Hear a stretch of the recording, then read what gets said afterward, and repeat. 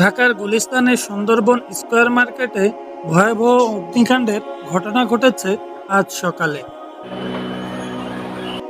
সকাল 10টার কিছু পরে মার্কেটের পঞ্চম তলায় হঠাৎ করে আগুন লাগে। মুহূর্তেই ধোঁয়ায় ছেয়ে যায় পুরো ভবন।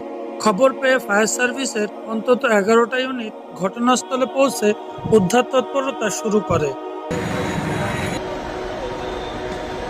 আগুন এখনো নিয়ন্ত্রণে আনার চেষ্টা চলছে।